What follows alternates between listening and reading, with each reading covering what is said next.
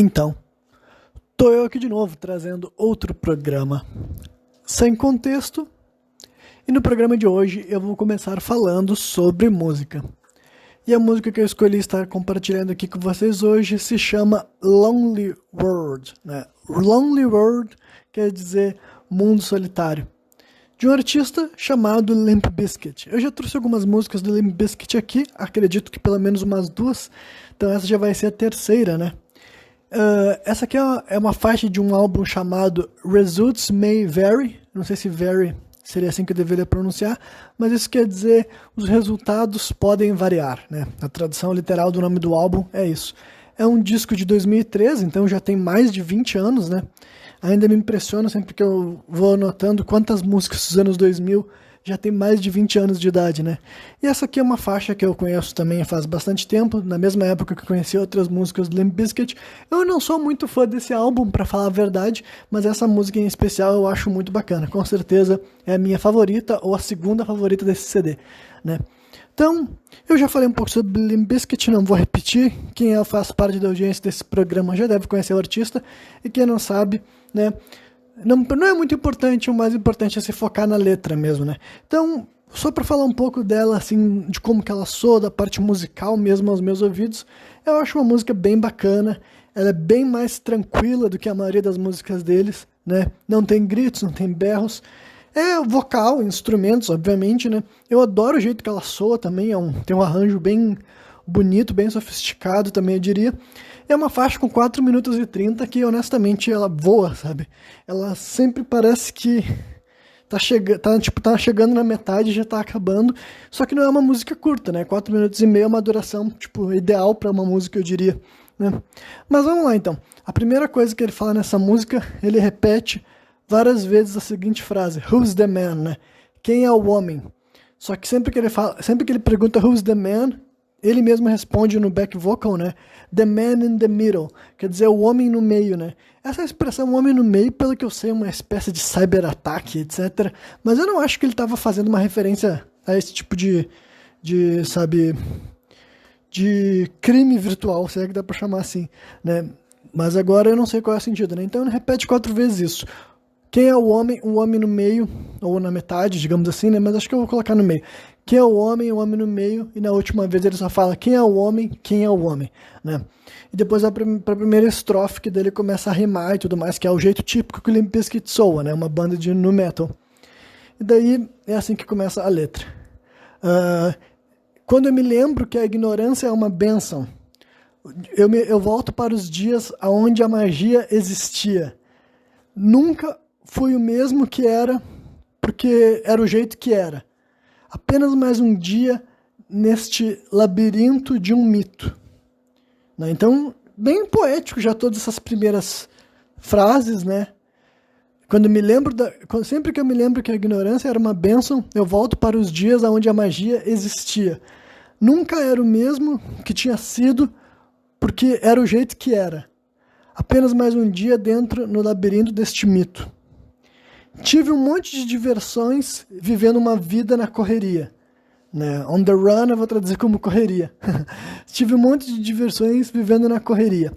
Nunca tive uma chance para parar e dar uma olhada melhor, dar uma examinada melhor. Né? Tudo era de graça e tudo era rápido. Nunca mesmo tinha pensado que isso talvez não fosse durar. Né? Aí, interpretações variadas sobre o que exatamente ele está querendo dizer, né? Quando você tem a mente de um homem no meio, né? When you got the mind of a man in the middle. Quando você tem a mente de um homem no meio, a vida é uma grande dúvida gordona, né? Big fat riddle. Riddle é charada, melhor dizendo, né? A vida é uma grande charada gordona. Então você tem que dar um jeito de entender. Você sempre está pensando que você sabe. Cada pequena coisa que há para saber, mas você realmente nunca sabe. Você sabe? Essa frase também é bem bacana, tanto em inglês quanto em português. Eu vou até repetir de novo aqui, né? Sempre achando que você sabe cada pequena coisa que há para saber, mas você realmente nunca sabe. Você sabe? Né? You know? Né? Deixa eu ver. É que nem o amor. Algumas pessoas obtêm ele, mas para alguns de nós é simplesmente uma luva que nunca parece ajustar, né? Para mim, né, para mim é apenas uma dor que aparece para me incomodar, mas eu sou viciado nesse sabor, esperando que dure. Então, né, como eu falei, acho que essa estrofe inteira é muito bem escrita, é muito bem cantada ou rimada, se vocês preferirem. Eu acho bem bacana para provocar reflexão e simplesmente para aproveitar a música, né? E depois ele canta o refrão, que é assim. Aí não é rimado, é mais assim uma música típica de rock alternativo, digamos assim. Ele fala assim: outro dia e outra noite dentro deste mundo sozinho, né? Eu não sei se eu tinha explicado que Lonely World quer dizer isso, né? Mundo solitário, eu acho melhor, né? Então, outro dia e outra noite dentro desse mundo solitário. Outro jogo, outra luta dentro desse mundo solitário. Outro erro, outro acerto dentro desse mundo solitário. É um mundo tão solitário, é um mundo tão solitário. E depois ele repete 4 vezes, né? Who's the man in the middle, who's the man, né? Quem é o homem no meio, quem é o homem, né? Depois da segunda estrofe da música ele diz o seguinte: talvez eu seja um alvo para pessoas que são amargas. Pelo menos eu posso dizer que eu nunca fui alguém que desiste. Eu me lembro do ensino médio. Cara, eu odiava o ensino médio. Também é altamente identificável para qualquer pessoa que não tem boas memórias do seu período na escola, né? Eu me lembro do ensino médio. Cara, eu odiava o ensino médio. Era que nem uma prisão com bullies sempre me colocando para baixo, né? Bullies que não tem muito como traduzir, né? Mas vocês sabem do que ele tá falando, né? Com bullies sempre me colocando para baixo. Apenas um skatista pequenininho que eles podiam incomodar. Eu aprendi a perdoá-los. Agora eu tenho as bolas que eles podem chupar, né? Então, é aquela coisa que eu perdoo, mas não esqueço, digamos assim, né? Eu aprendi a perdoá-los, mas agora eu tenho as bolas que eles podem lamber, melhor dizendo, né? Depois ele canta assim: com a mente de um homem no meio, pode ser o final do mundo como a gente conhece. Ainda assim eu quero tudo. Still never want it all and I never want it now. Ainda assim, eu não quero tudo e eu não quero tudo agora. Eu só quero passar por tudo isso. If I lose, then... If I lose, que lose não é de perder, eu acho, né? Mas digamos que sim, né? Eu apenas quero passar por isso. Se eu perder, quem sabe eu vou entender. Como o tempo passa, num simples piscar de olhar. Deixa eu ver o que mais. Quando você é jovem, essa aqui eu me perdi bastante, né? Mas o final dessa estrofe vai conseguir salvar um pouco a minha tradução. Que dele diz o seguinte: quando você é jovem, você absorve tudo como se fosse uma esponja. E depois você fica mais velho e consegue reunir os seus pensamentos. É incrível como você aprende aquilo que você nunca foi ensinado. Você sabe? Essa aqui também é muito boa, né? Quando você é jovem, você absorve tudo que nem uma esponja. Isso daí também é um fato, né? Quando você fica mais velho, você consegue, né, elaborar os seus pensamentos. É incrível o quanto que você aprende sem ter sido ensinado. Essa aqui também é muito boa, porque a quantidade de lições que nós temos que aprender por si só nessa vida é realmente incrível. Então, né, essas 2 estrofes da música são muito bacanas. Essa é outra música que eu posso recomendar para qualquer pessoa que conhece ou não conhece Limp Bizkit. Pessoas que têm preconceito que Limp Bizkit, que acho que é uma espécie de artista limitado, repetitivo, sem letras para adicionar e sem musicalidade mesmo, sabe? Definitivamente, quem falava esse tipo de coisa nunca escutou Limp Bizkit, pelo menos não com a mente aberta, né? Depois ele repete o refrão, que eu não vou ler agora, porque tem mais uma estrofe antes de repetir o refrão de novo, né? Ele fala o seguinte, na terceira estrofe ele fala o seguinte: não importa quanto que você tente dentro deste mundo solitário, ninguém pode me ouvir chorar dentro deste mundo solitário. Eu nunca vou entender as razões por que dentro deste mundo solitário. É um mundo tão solitário, é um mundo tão solitário. Não importa o quanto que eu tente deste mundo solitário, ninguém pode me ouvir chorar dentro desse mundo solitário. Eu nunca vou saber as razões por que dentro desse mundo solitário, um mundo tão solitário, né? E o refrão é o seguinte, né? Outro dia e outra noite dentro desse mundo solitário, outro jogo e outra luta dentro desse mundo solitário, outro erro e outro acerto dentro desse mundo solitário, um mundo tão solitário, um mundo tão solitário. Aí ele repete 4 vezes, né? Na verdade agora ele muda, ele fala: Who's the man in such a lonely world, né? Quem é o cara, ou quem é o homem dentro de um mundo tão solitário? Quem é o homem dentro de um mundo tão solitário? Quem é o homem dentro de um mundo tão solitário? né? E depois ele repete In Such a Lonely World, em um mundo tão solitário, várias vezes até chegar ao fim. A letra da música era essa, eu acho que não necessita, assim, não precisa haver grandes interpretações, porque eu acho que ela é bem aberta, sabe? O mundo solitário, tu pode entender como o mundo, mesmo o planeta Terra, né? O fato das pessoas serem distantes, frias emocionalmente, né? E é um sentimento comum nos dias de hoje, né? Imagino que já era comum nos começos dos anos 2000, mas hoje em dia cada vez mais as pessoas se sentem solitárias no mundo que supostamente buscava conectar as pessoas através da internet, da sociedade, da cultura, seja lá do que for. Eu acredito que cada vez mais as pessoas estão vivendo isoladas em ilhas, né? Mas ela não tem um tom assim muito para baixo, entendeu? Muito sombrio. Definitivamente a letra não é necessariamente positiva, mas ela te leva a reflexões, entendeu? Tu pode adicionar sentimentos, pensamentos, sensações que tu viveu conforme tu lê essas frases e tudo mais. E por isso que eu resolvi trazer essa letra aqui no dia de hoje, sabe? Honestamente, ela não tem, assim... Ela não vai ter muitas coisas relacionadas com o restante desse programa sem contexto, mas, né, nos dias de hoje, né, depois de estar fazendo esse programa há tanto tempo, eu já me sinto confortável em simplesmente expor uma música que eu acho bacana, que eu acho interessante, que eu acho que tem uma mensagem bacana, ou uma letra bem escrita, enfim, algo que faz parte do repertório que eu gosto de ouvir, né, e essa música que eu já ouço há, não é mais de 10 anos, né, ou deixa eu ver se já é mais de 10 anos que eu conheço ela. Então, já ouço ela há mais de 10 anos. Acho uma música muito boa para pessoas que, honestamente, essa aqui eu posso recomendar até para quem não for rockista, sabe? Mesmo que tu não seja acostumado a ouvir rock, metal, que tu nem sabe o que é new metal ou esse tipo de coisa, eu acho que tu pode conferir essa música, né? Lonely World, né? Mundo Solitário, Lonely World, do Limp Bizkit. Eu acho que muitos de vocês podem se surpreender e colocar uma nova música aí para rodar nas playlists de vocês.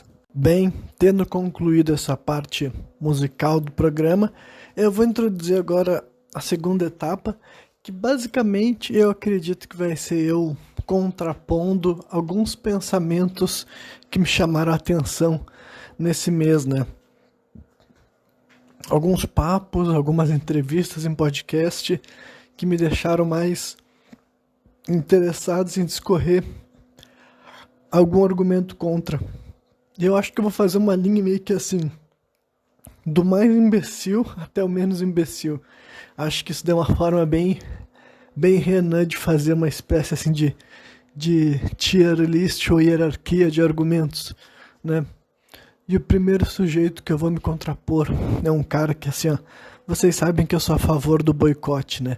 Que é não dar alcance para figuras que eu não quero que sejam sequer levadas em consideração.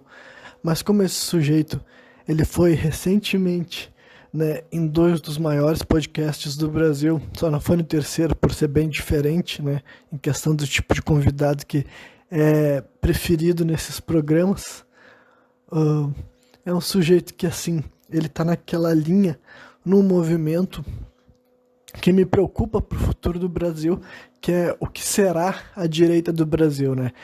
Só para falar um pouco da situação que tá agora do país, eu não acho que faz sentido eu fazer uma análise no meio termo do governo Lula, e para ser mais sincero ainda, vocês sabem que a minha visão da democracia representativa do Brasil não é das maiores. Eu não sou uma pessoa que acredita muito a ideia de que o presidente é uma figura central para como que as coisas vão se desenrolar.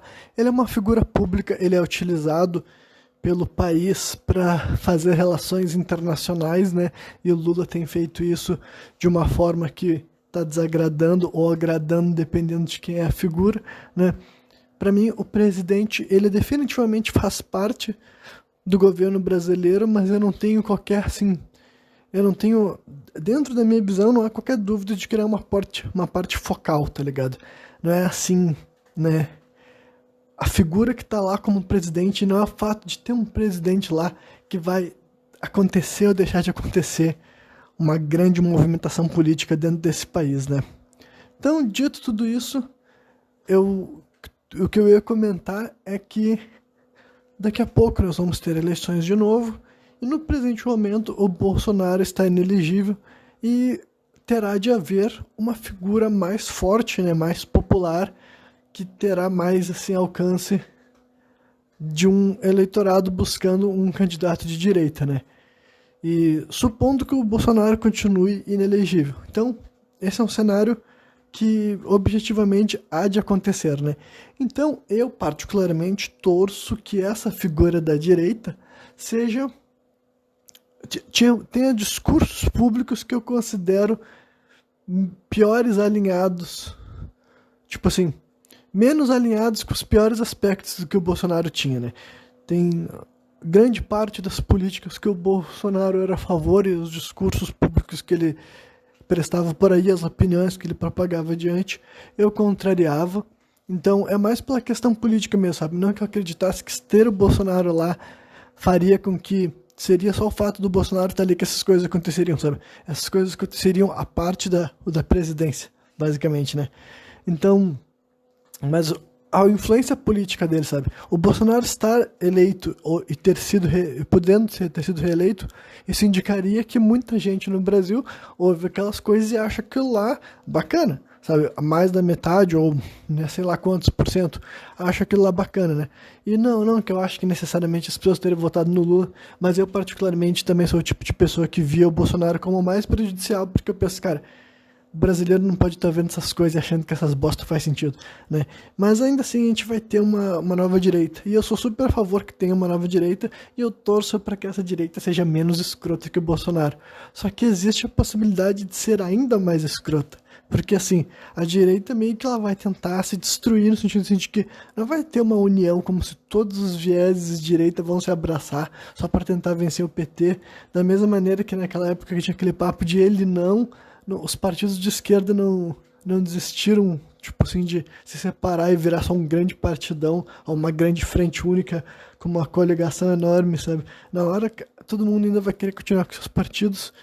Então, assim, eu não vejo que vai ter uma única direita. Vai ter uma direita que vai tentar se fazer assim, ó, como já estava surgindo desde a época do governo Bolsonaro, né? Já tinha gente que estava se tornando, pessoas da direita se tornando anti-bolsonaristas. Isso aconteceu logo no primeiro ano do governo.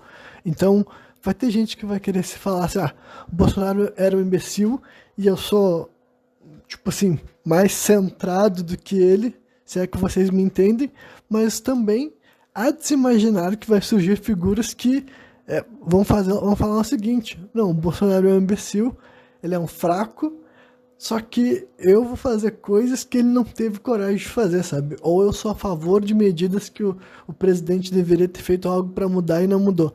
Basicamente isso, né? Então, eu realmente acho que pode ter tanto uma direita que parece menos maluca do que o Bolsonaro, quanto uma direita que a gente pensar, caralho, a gente achava que o Bolsonaro era o pior que o Brasil poderia descer em questão de representação pública, mas o Brasil ainda pode gostar de umas figuras ainda mais esdrúxulas, né?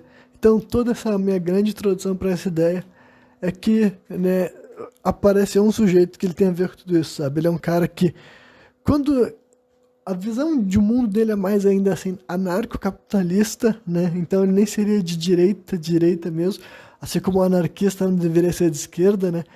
Mas, no mínimo, sabe, comparado ao discurso que a gente vê de figuras que se dizem da esquerda aqui no Brasil e as figuras que se dizem de direita, esse cara parece mais alinhado da direita, mas ele é daqueles que ataca ferreamente o Bolsonaro também.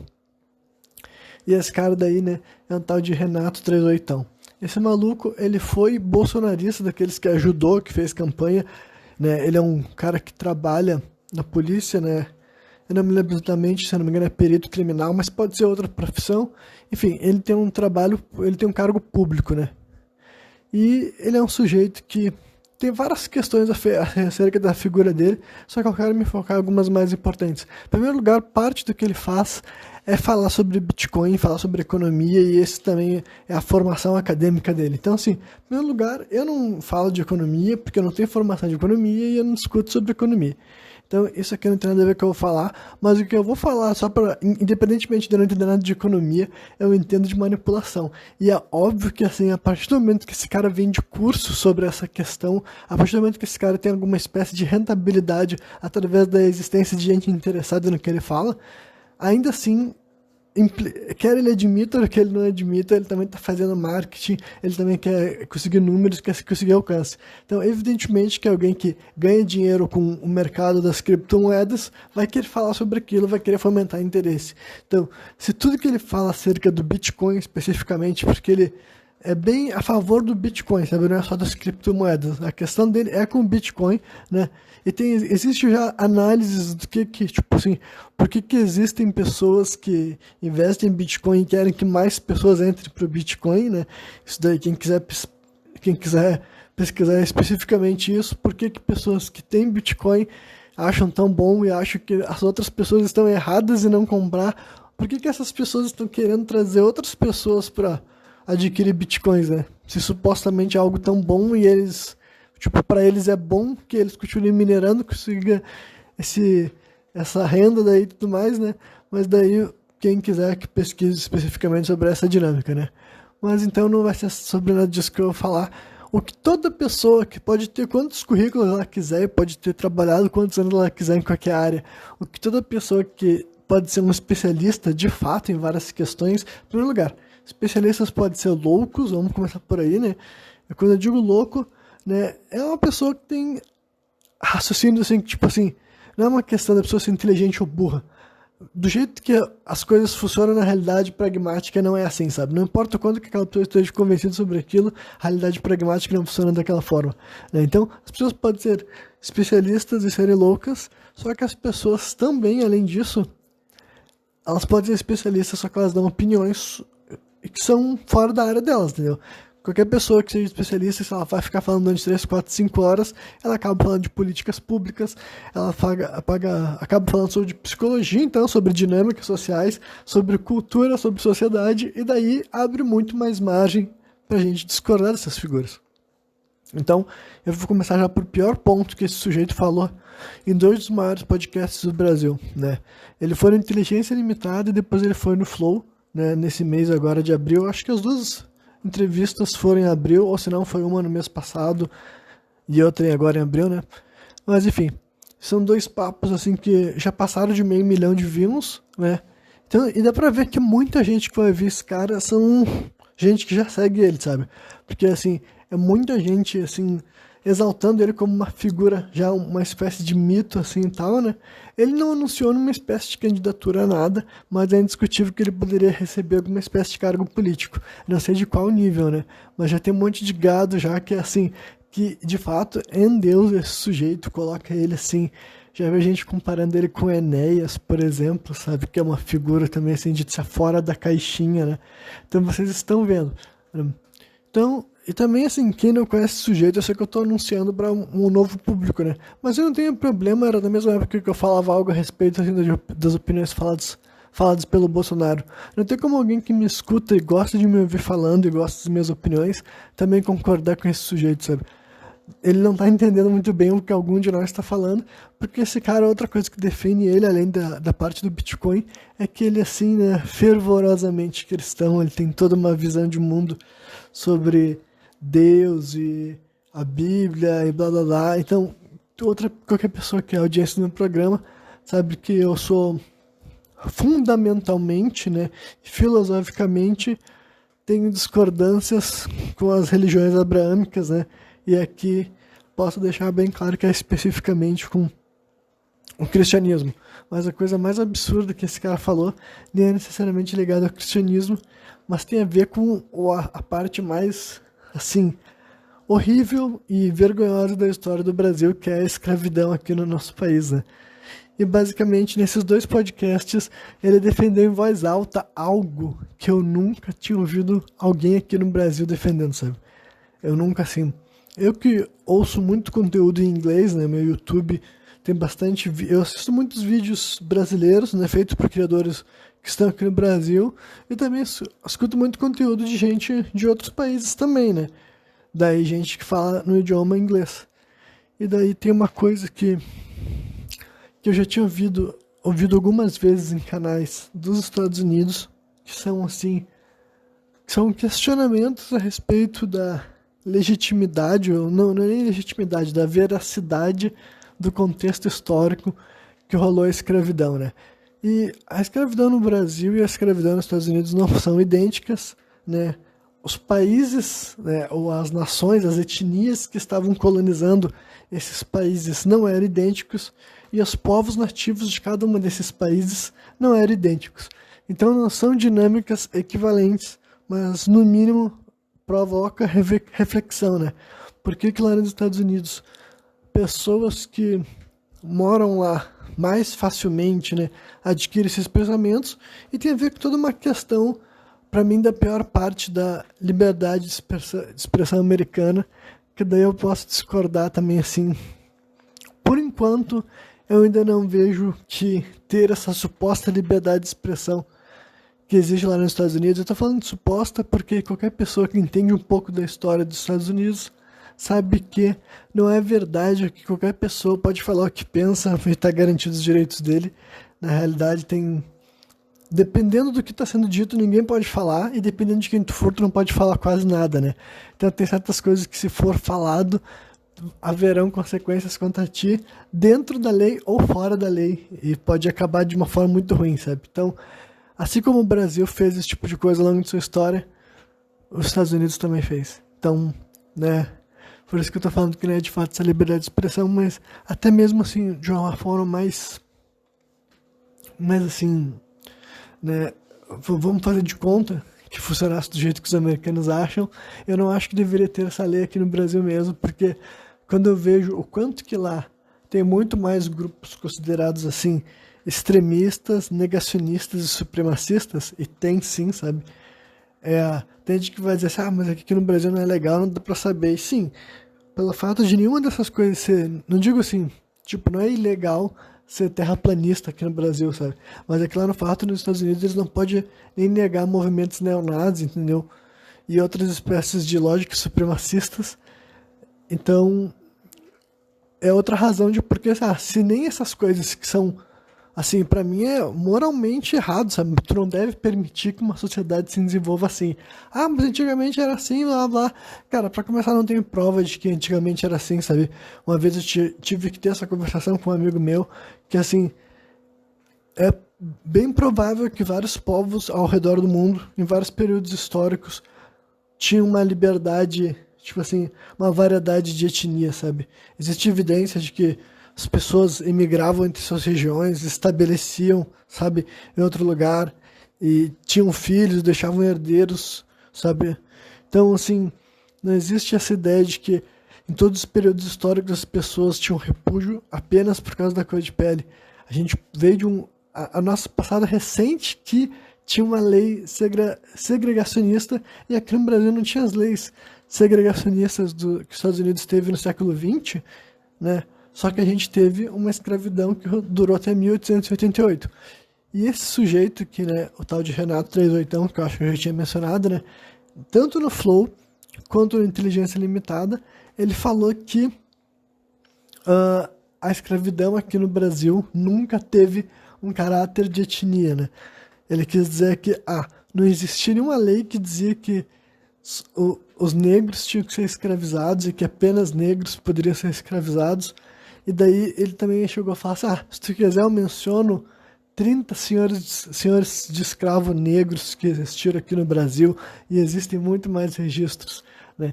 Então, são afirmações que eu imagino que muitos de vocês jamais ouviram, né? Eu que sou uma pessoa que vasculho bastante pela internet, eu também não estava familiarizado com gente aqui no Brasil defendendo isso, sabe? Nos Estados Unidos eu já vi gente falando disso, que gente que questionava que essa narrativa de que durante séculos milhões e milhões de pessoas eram trazidas contra a vontade deles da África para a América, não faz sentido, e depois essas pessoas começaram a conseguir liberdade gradualmente, começavam a se tornar bem ricos. É que essa é bem diferente, porque lá nos Estados Unidos tem esses casos mesmo, porque a dinâmica da escravidão foi lá diferente mesmo, sabe? Século XIX, século XVIII, até onde eu sei, existia muito mais figuras dos Estados Unidos, tipo, figuras negras nos Estados Unidos que estavam conseguindo ter uma espécie de renda e crescer financeiramente, do que aqui no Brasil, sabe? Aqui no Brasil eu não saberia dizer. Tipo, eu sei que tem exceções também, algumas que as pessoas apontam, sabe? Tipo assim, esses caras que querem comprar essa narrativa, por exemplo, né? Tá, deixa eu primeiro só terminar o exemplo dos Estados Unidos. Nos Estados Unidos eu já vi gente falando sobre isso, eu já vi gente questionando se tinha tanta, rolava tanto tráfico de escravizados, por que que não tinha, por que que a gente não tem os navios negreiros e tudo mais? É evidente que o navio, óbvio que foram, assim, desmanchados, sabe? É óbvio que foram, ou os que pudessem ser reaproveitados, seriam reaproveitados. É que do jeito que o navio negreiro era, ele não serviria pra outra coisa, tá ligado? A não ser se tu poderia usar para transportar depois alguma outra espécie de objeto, de animal, eu não sei, mas é óbvio que os navios negreiros não seriam tipo, acabou a escravidão, vamos guardar esses navios aqui para no futuro as pessoas achar, sabe? Isso daí dá pra ver que é só a gente procurando pelo em ovo, né? Mas agora, tô com a boca seca já. Daqui a pouco eu vou ter que parar pra beber algo, mas depois eu continuo falando, né? Mas enfim. Daí, navios. Ah, tá. Mas daí, esse cara aqui no Brasil, ele começou a falar essas coisas assim, e daí eu fui ver o que que os... Pra começar, eu sempre comentava coisas contra, né, porque eu sou esse tipo de pessoa, vou lá, escrevo um texto sabendo que quase ninguém vai ler, mas algumas pessoas leram, porque é justamente isso que eu quero falar. Eu quero atingir gatilhos emocionais de algumas pessoas e eu quero que elas me exponham o pensamento deles, entendeu? Por isso que eu uso a internet, por isso que eu escrevo um texto enorme, ele falando certas coisas, pra ver se alguém parou pra ler aquilo lá e pensasse, bom, eu vou conseguir aprender um pouco do que as pessoas que estão ouvindo esse sujeito e acham que ele está falando algo que presta, penso, né? E daí, um cara lá, por exemplo, falou assim, como é que é? A Chica da Silva tinha... Não, a Chica da... Como é que era mesmo? Só a Chica da Silva e o Zumbi dos Palmares podiam encher o estádio do Maracanã com seus escravos. Aí dá pra ver que, tipo assim... Olha... uma pessoa que não sabe nada do que tá falando, sabe? Em primeiro lugar, vamos falar sobre o próprio Zumbi dos Palmares, sabe? O Zumbi dos Palmares, ele é um sujeito que viveu num período, assim, eu acho que é entre antes de chegar a 1700 ele tinha morrido, entendeu? Então, ele não viveu no mesmo período da Chica da Silva e ele viveu bem antes de acabar a escravidão até nos Estados Unidos, sabe? Então, ele viveu num período que a escravidão estava no seu ponto mais alto e ele viveu no Quilombo dos Palmares, né? Que era um lugar, assim, que a documentação dele é precária, entendeu? Porque as pessoas que viveram lá não deixaram seus registros e se deixaram foi destruído quando o Quilombo foi destruído, sabe? Então, assim, qualquer espécie de dedução a respeito do que acontecia lá só podia ser feito por pessoas que sequer estiveram lá dentro, sabe? A gente não tem nenhum registro histórico de gente que viveu no Quilombo dos Palmares falando como era viver lá dentro, sabe? Não tem esse registro. Então, até mesmo as pessoas que falam uma mensagem positiva, e hoje eu até vou esclarecer que eu acho até que, tipo assim, deve existir pessoas que tentam contar a história dos Quilombos dos Palmares romantizando pro lado do bem, eu vou falar assim, porque, como eu falei, não tem registros, sabe? Não tem registros além do próprio, tipo, tu pode ir até o Quilombo lá e tal, mas não é como se tivesse um livro, sabe? Um diário contando a história, como é que a vida aconteceu lá dentro, e é um lugar que durou durante 80 anos e 80 anos mudou a quantidade de pessoas que tinha lá dentro, sabe? Viveu 3 gerações de pessoas diferentes dentro do Quilombo dos Palmares, sabe? Foi uma cidade, basicamente, sabe?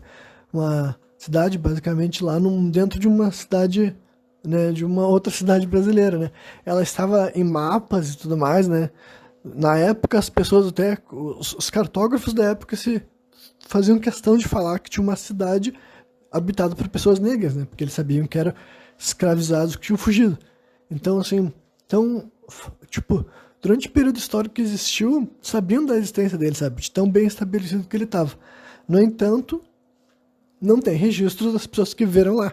Então, assim, pensem que durante o primeiro registro acerca do jeito da vida dos Quilombos dos Palmares, é óbvio que, para começar, se não me engano, não é nem de alguém que estava contemporâneo a ele, era alguém que falou sobre o que tinha acontecido lá depois, mas eu não tenho certeza, mas era óbvio que era, tipo assim, muito pejorativo, entendeu? Era visto simplesmente como um lugar onde os escravizados tinham fugido, sabe? Foi só no mundo moderno que começaram a ter aquela visão, assim, da ideia de resistência, né? A ideia de um povo que estava querendo lutar pela sua liberdade e tudo mais. Tudo isso entra em cena, então, assim... Eu não acho errado ter surgido essa visão ao longo do tempo, porque durante toda a história era sempre contado como algo ruim, entendeu? Um problema que teria que ser solucionado, entendeu? Era essa visão que as pessoas que estavam contando a história tinham do Quilombo dos Palmares. Então eu não acho errado que as pessoas façam o esforço contrário hoje em dia. Só que, né, só esclarecer que as pessoas que querem falar que o Zumbi dos Palmares era um ser humano especialmente, sabe, acima da média, ou com uma bondade notável, não tem evidência para sugerir isso. Da mesma forma que alguém quiser dizer que querer falar que o Zumbi dos Palmares tinha milhões de escravos ou milhares de escravos a ponto de encher o estádio do Maracanã, também não tem evidência, tá ligado? Não tem, tipo, qualquer pessoa que, né, ao longo da história falou sobre como era a vida dentro do Quilombo dos Palmares não tava lá dentro, sabe? Não tava lá dentro, então é evidente que chegando nesses lugares tu pode ter alguma noção usando técnicas arqueológicas, mas não tem o registro, entendeu? Justamente porque ele foi de fato destruído, sabe? Não sei nem se alguém teria escrito. É possível, sabe? É possível, porque vários dos habitantes do Quilombo podiam saber escrever, sabe? Em idiomas diferentes até, talvez, ou até ter criado um idioma dentro do próprio Quilombo, afinal, durou durante 80 anos, tá ligado? Enfim, podia ter tido isso, mas foi destruído, sabe? Não era só pra acabar com, tipo, não era só pra invadir ou pra recuperar a terra, era pra detonar, era essa a ordem das pessoas que foram enviadas lá pra destruir o Quilombo dos Palmares. Então, é o tipo de coisa que se vocês verem alguém enaltecendo demais, vocês sabem que é só uma romantização, vocês podem achar bacana ou não, mas é uma romantização. Mas ao mesmo tempo que vocês verem querer fazer de conta que falar sobre a vida do Zumbi dos Palmares é um argumento histórico para falar que existiam negros que tinham escravizados, sabe? E o caso da Chica da Silva, eu também não sou especialista sobre a história dela, algum dia até posso pesquisar, porque eu sei que chegou a ter novela, então, assim, é uma questão, assim, quando o fato de ter novela, dá pra ver que é uma história um pouco mais disseminada, provavelmente até na época dela e até os nossos tempos, sabe? Porque eu não consigo pensar numa história popular que envolvia uma mulher negra que tinha dinheiro, que tinha casado com um senhor de escravos. Só que daí, eu também não sei como é que era a vida dela, e sim, talvez a Chica da Silva fosse uma mulher negra que teve escravos. Né? Pode ter pessoas escravizadas que trabalhavam para ela, sabe? Talvez tenha sido isso, eu não sei, porque como eu tô falando aqui, eu não tenho nenhuma pesquisa acerca desse tema agora. Mas agora, enfim, o ponto é, essa pessoa que me escreveu esse comentário daí falou isso, ele não tá tendo noção do que aconteceu dentro desse país, tá ligado? Dizer que a escravidão no Brasil não teve caráter, assim, étnico, sabe? Cara, é simplesmente desonesto ele falando assim, alguns caras falando assim, não tinha nenhuma lei falando que só os negros podiam ser escravizados, sabe? Tipo, do que tu tá falando, cara? Os negros nem eram levados em consideração na lei, sabe? Tipo, não existia, eles nem eram tratados assim, não eram tratados como cidadãos, eles eram literalmente tratados como propriedade, isso daí é uma coisa assim, triste e fato da nossa história, sabe? Se tu pesquisar reportagem assim de jornal, sabe? Anúncios de jornais, pra mim, as coisas que ajudam a cair a ficha, tu tem que fazer esse tipo de pesquisa histórica pra tu entender o tipo de coisa horrível que rolou aqui. Isso não é pra te sentir culpa porque não foi tu que fez aquilo lá, mas para tu conseguir ter a empatia de refletir sobre aquelas questões e pensar assim, o que isso molda numa sociedade, sabe? O que existe anúncio de gente vendendo seres humanos, tá ligado? Então é por isso que eu achei muito horrível esse cara ter falado isso nesses podcasts e os dois hosts ficarem meio travados assim. Eu entendo que é um bagulho meio alarmante, talvez eles até estavam querendo que o cara calasse a boca logo para eles poderem mudar de assunto, porque o cara ficava exaltado e dava esses gritos assim, só que tipo assim, né, tinha que ter alguém pra gritar ao contrário lá, tá ligado? Porque, simplesmente, cara, olha, eu sempre fui interessado pela história do Brasil, sabe? Nunca, tipo assim, nunca teve dúvida pra mim que a escravidão tinha um caráter étnico, sabe? E só pra deixar bem claro, assim, que tem muito, assim, eu ainda acredito na história de dívida histórica, sabe? Reparação histórica. Eu já falei que isso pra mim é de um ponto de vista estrutural, sabe? A estrutura de governo do país, que antigamente era um império e hoje em dia é uma república, né, uma democracia, tem que fazer uma reparação, e isso reparação, cara, a minha visão dessa palavra não é assim beneficiar um povo para piorar outro. É entender que a gente está num estado de desigualdade étnico muito grande que, se não for corrigido, as chances de haver uma prosperação grande da nação é muito pequena, tá ligado? É muito pequena porque a população brasileira é muito grande e, enfim, eu não vou entrar nessa questão aqui agora, porque eu já tava indo falar do problema social e esquecendo de voltar pro argumento contra esse raciocínio, sabe? Então, enfim, cara, tu vê esses anúncios, cara, não existissem anúncios de pessoas brancas, tá ligado? E falasse, mas uma pessoa branca que não pagasse as contas e ficasse devendo podia virar um escravizado. Cara, sim, mas isso daí então, tipo, é desproporcional, tá ligado? Tu tá fazendo de conta que, assim, é que nem eu já falei aqui, na história do Brasil, durante os primeiros 400 ou, sabe, 300 anos, quase todos os criminosos eram pessoas brancas. Por quê? Porque sequer tinha chance de uma pessoa negra cometer crime. Porque praticamente qualquer escravizado já tava, tipo qualquer coisa que um escravizado fizesse, ele já podia ser tratado como culpado, sabe? Enfim, e ele era tratado como uma propriedade, sabe? Nem era assim... Se algum escravizado cometesse um crime real, sabe? De roubo ou, sabe, furto ou matar alguém, evidentemente que ele ia ser punido com a morte, tá ligado? Então, tipo assim, não é... Não é justo essa comparação, tá ligado? Então, assim, durante esses primeiros 300, 400 anos, já existia gente branca com problema de dinheiro e algumas que eram bandidos só porque por um costume até de tradição, sabe? Tinha toda aquela história também de que muitas vezes eram marginais de outros países da Europa, sabe? Gente da Itália, gente da França, que era mandada aqui pro Brasil como punição, sabe? Eles eram criminosos lá, vinham aqui pro Brasil, chegava aqui sem grana e aqui continuava sendo bandido, sabe? Ladrão, outro tipo de coisa, sabe? Durante os primeiros, tipo, até 1900, até acabar a escravidão, basicamente, sabe? Não tinha condição de ter essa diferença, sabe? A maioria dos marginais seriam pessoas brancas. Só que daí, então, né, o meu ponto é, deixa eu voltar agora para que eu entro na parte histórica e acabo me esquecendo. Tá. Então, assim, eu pesquisei especificamente sobre isso, sabe? Tipo assim, noções de escravizados no Brasil, sabe?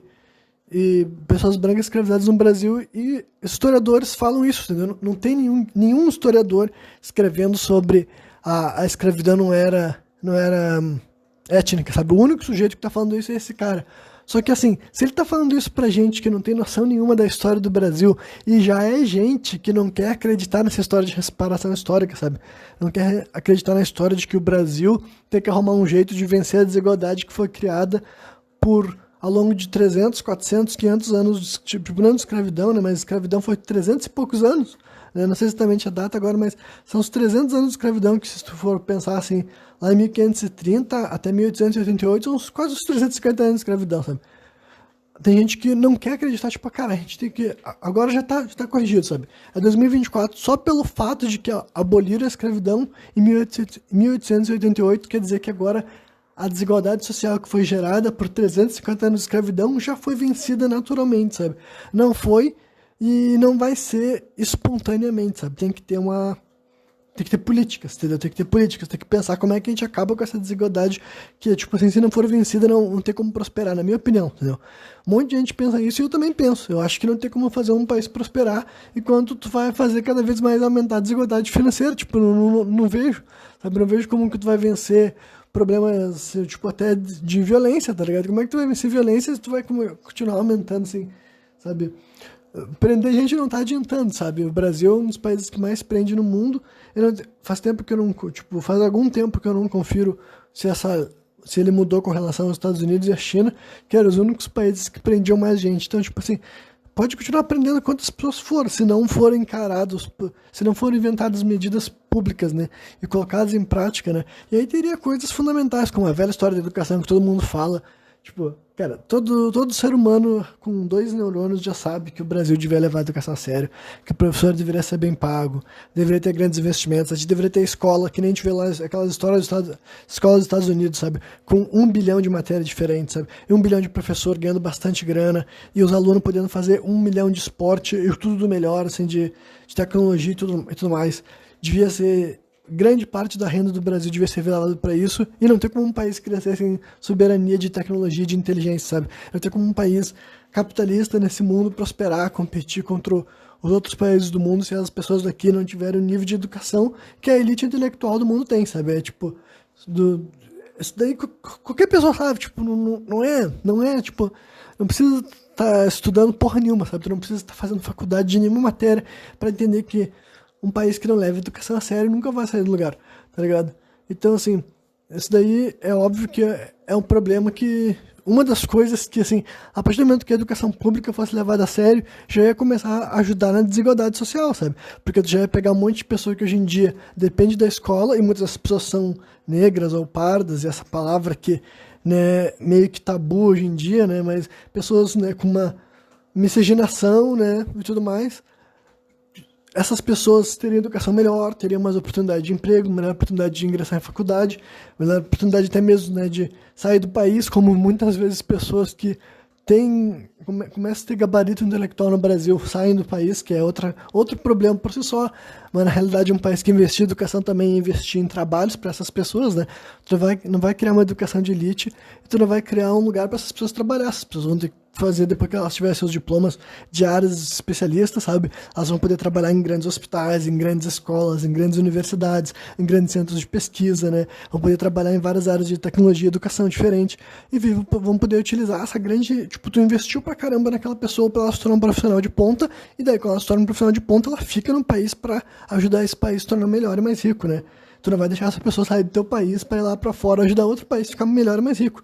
Essa é outra lógica capitalista que hoje em dia já devia estar caindo, tipo, devia ser noção básica no Brasil e também não tem, sabe?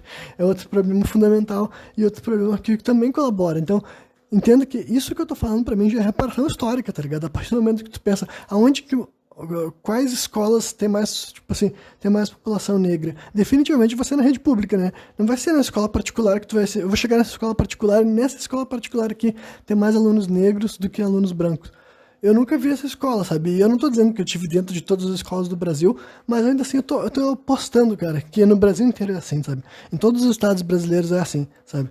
Todas as escolas particulares, população negra é minoria. É um palpite que eu tô tendo aqui. Sabe? Se eu tô errado, alguém me mostra dados que mostram que é diferente, entendeu? Mas é um palpite que eu tenho. E, agora, se tu cria uma medida pública de, então vamos fazer escolas públicas serem boas, reparação histórica, tá entendendo? Então, entenda que a reparação histórica não é, assim, um bicho de sete cabeças, tipo, tirar dinheiro de onde precisa, não. Justamente o contrário, é investir exatamente onde precisa e vai estar rolando essa tão falada reparação histórica, na minha opinião, né? Enfim... E daí, então, olha, essa noção desse cara é simplesmente mentira, sabe? Não tem outra palavra pra dizer, sabe? É desinformação, né? Porque desinformação pra mim, tipo, eu acho que mentira e desinformação são quase sinônimos, mas não chegam a ser sinônimos. Porque, assim, desinformação, porque esse cara, ele tá falando como se ele soubesse o que ele tá falando, sabe?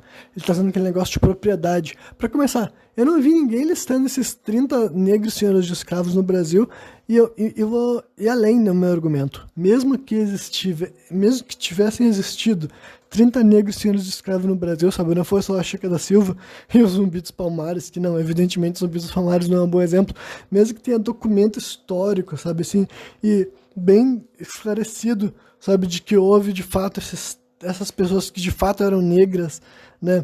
Não era alguma espécie de pessoa, porque a miscigenação aqui no Brasil começou muito cedo, né?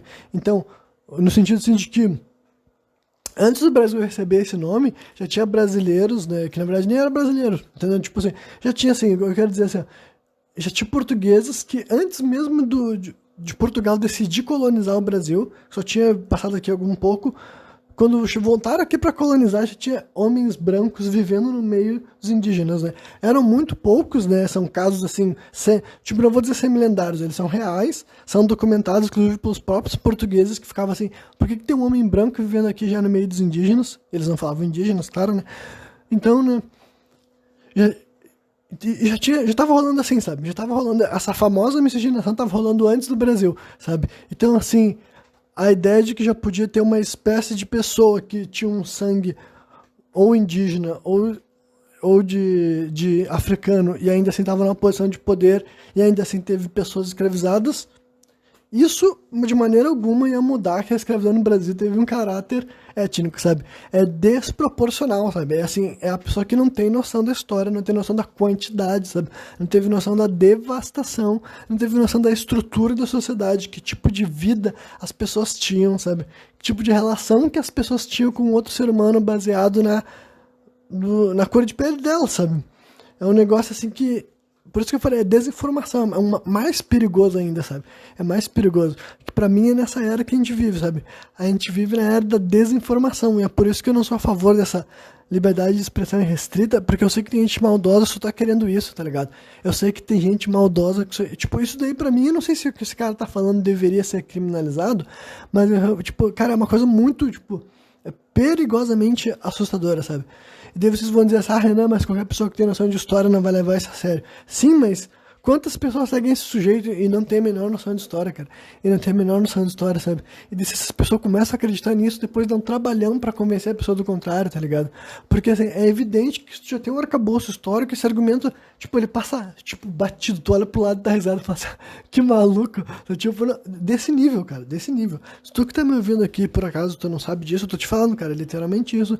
E o único jeito pra tu não cair nesses contos é tu começar a pesquisar sobre história, cara. Mas, assim, é um absurdo, cara. É simplesmente um absurdo, sabe? Com a quantidade de relatos, sabe? E descrição, todo esse contexto, assim, cara, não tem o que ser falado, sabe? Eu tenho o que ser falado. O cara tentar sugerir, cara, que tu ser uma pessoa branca ou uma pessoa negra no Brasil durante todo o período que a gente considerou da escravidão era algo normal, era indiferente, o tratamento seria igual. Cara, é uma coisa absurda, sabe? É uma coisa absurda. E era exatamente isso que ele queria fazer, sabe? É exatamente isso que ele queria fazer, porque ele tem toda uma política contra isso, sabe? Então, o cara, assim, ele tá muito bem, ele tá muito, assim, ele tá muito informado do que ele tá querendo alcançar, tá ligado? E pra isso ele tá disposto a mentir, tá ligado? Tá disposto a mentir porque isso daí não chega nem perto da verdade. Então, mas é uma das coisas que a gente tem que ficar atento, tá ligado?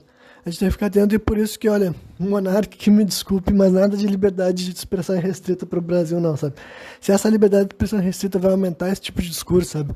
Vai fazer com que mais brasileiros comecem a defender teorias esdrúxulas só porque pode, sabe? Só porque é dentro da lei, sabe? Cara, tem coisa que não é pra estar dentro da lei, sabe? Já falei aqui mais de uma vez. Se a gente ainda precisa que falasse, cara, tu não pode desprezar, fazer uma diferenciação do tratamento das pessoas por causa da cor de pele dela, sabe? É só isso, cara. É só isso. É um bagulho assim, simples, tá ligado? Simples. É só tipo assim, tratar a pessoa como ser humano, independentemente da cor de pele dela, assim. É um negócio básico. Se o cara ainda precisa de uma lei pra isso, tem que ter ali a lei, tá ligado? Me desculpa. Não é pra ser normal. Tem gente que. Eu já vi gente querendo defender esse discurso só porque lá nos Estados Unidos tem mais gente que é abertamente racista, mais gente que abertamente não quer negociar com pessoas negras ou não quer. Enfim, sabe? Que bota uma bandeira, né, específica na ponta da casa dela pra mostrar. E daí as pessoas não se misturam. E daí já tem esse ressentimento. Tipo, ainda existe essa história de bairro negro e bairro branco, sabe? E, cara, eu vivo aqui no Brasil e entendo toda essa questão de demografia. Da mesma forma que eu falei que tem menos pessoas negras dentro de uma escola particular, eu sei que tem outros espaços sociais que tem menos pessoas negras. Eu tenho noção disso. Mas, assim, mesmo eu sendo uma pessoa branca, eu consigo viver em espaços periféricos e não necessariamente me sentir hostilizado, sabe? Mas lá nos Estados Unidos tem essa coisa por causa da história deles que também está extremamente mal resolvida, é óbvio, sabe?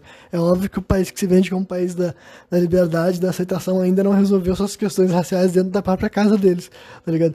Então, né? Tem isso daí também. Mas assim, então, eu entendo que no Brasil, mesmo que não tenha, sabe, essa parte, talvez essa tensão tão eminente, também tem suas próprias configurações. Então, esse discurso desse tipo de cara, é só pra convencer os próprios eleitores dele, tá ligado? E quando eu digo eleitores, não é nem caso ele seja um político, mas gente que segue ele, sabe? Gente que dá voz pra ele, mas assim, é uma mentira deliberada, cara. Não tem assim. Não tem como uma pessoa embasada em historicidade, sabe? Embasada em documento, embasada em relato, embasada em tudo, sabe? Cara, não tem. Eu digo pra vocês como alguém que gosta de história desde sempre, mas a história do Brasil eu ando fazendo muita pesquisa, especialmente nos últimos 2 anos, tá ligado? Então, assim, né? A escravidão é um bagulho nojento, sabe? Não tem problema nenhum, tipo, não tem que ver com esse papo de que a gente tem que olhar com distanciamento histórico, não, cara, não vem com esse papo, cara. Isso daí foi um bagulho muito escroto, no sentido assim, quando eu falo negócios desses, eu me sinto fazendo eufemismo, mas é porque é uma abominação que evidentemente só naquele contexto podia ser vivido mesmo, sabe, só vivendo pela experiência pra tu sentir aquilo lá, mas tu não precisa ter vivido aquilo pra admitir que é uma coisa extremamente escrota e que a gente não deve dar brecha pra esse tipo de coisa voltar. E dizer, Renan, mas tu acha que algum dia vai voltar tipo assim, um regime segregacionista tão agressivo quanto a escravidão? Cara, eu não sei, mas eu não tenho problema nenhum em falar que eu não quero. E eu não vejo como tentar mentir sobre a história do Brasil e fazer de conta que a cor de pele nunca importou pra lei, sabe? Isso não vai diminuir os problemas que a gente tem que resolver, sabe? Tem que admitir que é o problema, não tem que ser como era antes, dá pra ser ainda melhor que é agora, sabe? Mas assim, é assustador já ter visto figuras públicas com tanta... Assim, cara, como eu falei, esse cara não é gigantesco, mas são 2 programas com mais de 500 mil, e provavelmente o fato de eu ver que ele tem muitos seguidores, tá ligado? Ele tem muitos seguidores. Tem muita... Tipo assim, no sentido assim de que... Não que seja muitas e muitas pessoas, mas as pessoas que gostam dele gostam demais, tá ligado? E essa característica de seita é perigosíssima, sabe? Então, e eu senti vontade de falar contra isso, sabe? Simplesmente por ter sido a coisa mais horrível que ele falou. Tem outros aspectos do discurso dele que eu posso problematizar, mas praticamente tudo que esse cara falava eu discordava de um ponto de vista, assim, racional, lógico mesmo, sabe? De acreditar em coisas diferentes, sabe? Teve uma hora que ele começou a falar, assim, engraçado que ele começou a falar de nós, né? Ele começou a usar a expressão nós. E quando ele começou a usar a expressão de nós, ele estava falando de nós como se nós fôssemos Portugal. Porque ele começou a contar um período histórico lá de quando começou a rolar a invasão árabe ou moura, né? Ou a conquista árabe, depende do termo que tu quer usar, sabe? A expansão. Tem gente que fica defendendo que não foi invasão ou que foi invasão, sabe? Também, pra mim, tudo isso é politicagem, mas, assim, queria desse sujeito. Peraí, por que ele tá começando a contar a nossa história como se fosse no ano de 900? Porque, assim, cara, no ano de 900, mano, a Portugal de 1900 e a Portugal de 1500 é, assim, ó, tremendamente diferente, tá ligado? Não tem nem... Tu fazer de conta que a gente, aqui no Brasil, sabe, alguma coisa que tava acontecendo, assim, no início do colonialismo ainda tava vindo de uma herança do ano 900, é ignorância, cara, não tem outra palavra pra fazer. No mínimo eu falo assim, reducionismo histórico, sabe? O cara não, ele tá querendo fazer de conta que um povo é uma coisa assim, homogênea que vem persistindo sem alterações ao longo do tempo. Inclusive, esse nós que ele quer dizer, na verdade, como várias vezes eu aponto aqui, a gente já é muito mais árabe do que esses portugueses daí, sabe? Me desculpa, a gente que fica ofendida, e eu nem acho que seja uma questão de ofensa, é só pra cair na real, sabe? Cair daquela dualidade de que nós somos, assim, herdeiros da Igreja Católica. Cara, nesse ponto, a gente já é herdeiro de tradições africanas, árabes, celtas e católicas, tá ligado? E outras influências também, sabe? Outras culturas judaicas também, tá ligado? Aqui, nós no Brasil, cara, quando foi iniciar esse negócio do colonialismo, foi começar a botar esse nome nesse país, e quando eu digo Brasil, realmente eu tô incluindo assim, ó, várias vezes quando eu tô tendo esses papos com certas pessoas, tem gente que fala assim, mas o Brasil já estava aqui. Tipo, sim, eu tenho noção de que já tinha um espaço de terra aqui, mas ele ainda não era o Brasil, sabe? Quando eu tô falando Brasil, é de fato esse Estado-nação moderno, sabe? A identidade brasileira já está sendo construída com essa combinação toda, sabe? Os europeus que estavam fazendo essa colonização já não eram esses portugueses de 1500, não eram os portugueses de 900, sabe? Eram portugueses que já estavam, que tinham sido colonizados ou culturalizados pelos árabes, sabe? Tinha muita influência da cultura, da religião também, de tradições, de práticas, sabe? Enfim, e de judeus também, né? Enfim, e não tinha mais nada a ver, sabe? Então, esse cara começar a fazer a contagem da história do Brasil no ano de 900, é tipo assim, cara, me desculpa, mas todo o nosso alfabeto é cheio de palavras com al. Eu quero saber outras palavras que estão de origem árabe, mas aqui eu já estou acostumado que todas as palavras que começam com al são de origem árabe, né? Ou moura, especificamente. E é evidente que a gente tem várias expressões também que vêm de tradição africana, expressões também que vêm de tradição indígena, sabe? O Brasil, cara, ele é isso daí. Eu acho muito bacana que seja, eu acho que é o nosso ponto mais forte, sim, sabe? Ao mesmo tempo que eu entendo que, tipo, eu acho que é muito prejudicial as pessoas quererem, assim, desassociar as pessoas da experiência de ser brasileiro por inteiro, sabe? Tipo assim, eu acho que eles acabam criando um discurso que acaba sendo contraditório, sabe? Tipo assim, eu vou tentar explicar bem o que eu tô querendo sugerir. Eu vejo que tem gente assim, eles agem como se fosse errado pessoas brasileiras de ascendência europeia sentir-se vinculados a uma espécie de ancestralidade europeia porque eles já não são mais europeus, sabe? Tipo assim, descendentes de alemães acharem que são alemães ou que têm algo de alemão só por terem essa ascendência alemã. Mas, ao mesmo tempo, se essas pessoas tentarem se vincular a uma brasilidade que não é necessariamente branca europeia, tipo uma pessoa brasileira com ascendência alemã tentar exaltar cultura indígena, cultura africana, ela vai estar fazendo uma apropriação cultural, tá ligado? Tem gente que vai questionar isso. E não é todo mundo, eu sei que não é todo brasileiro com essa mentalidade, óbvio que não. Mas tem gente que tem esse discurso, sabe? A mesma pessoa que condena brasileiros terem uma terem uma noção de que eles são vinculados à Europa. E só para deixar bem claro, nós somos também vinculados à Europa, sabe? Isso não é para te sentir melhor ou pior por isso, sabe? É só um fato pragmático, sabe? Só que também a gente, tipo, nós hoje em dia, em 2024, a gente é vinculado a todas as outras questões, sabe? Mesmo, tipo, para começar, tem muita chance de ter alguma espécie de miscigenação, sabe? Pensa assim, cara, todos nós, tipo, é difícil fazer esse exercício porque geralmente a gente não tem informações, entendeu? Tu não consegue retroceder. Para começar, todo mundo que tá aqui, tipo, tirando alguém que tem, assim, todos os teus pais são indígenas, tipo, desde sempre, talvez tu nunca tenha vindo da Europa, sabe? Mas agora, o resto, sabe? Grande chance de tu ter algum ancestral europeu no meio, sabe? De que país da Europa, eu já não sei. Então, se for voltar na árvore genealógica tua, de fato, sabe? Sem romantização, sem nada, existe um vínculo de DNA genético com uma pessoa que estava na Europa e tem esse vínculo histórico também, sabe? Tu não precisa sentir vergonha, as pessoas não precisam problematizar o fato de que tem brasileiros que têm uma ancestralidade europeia.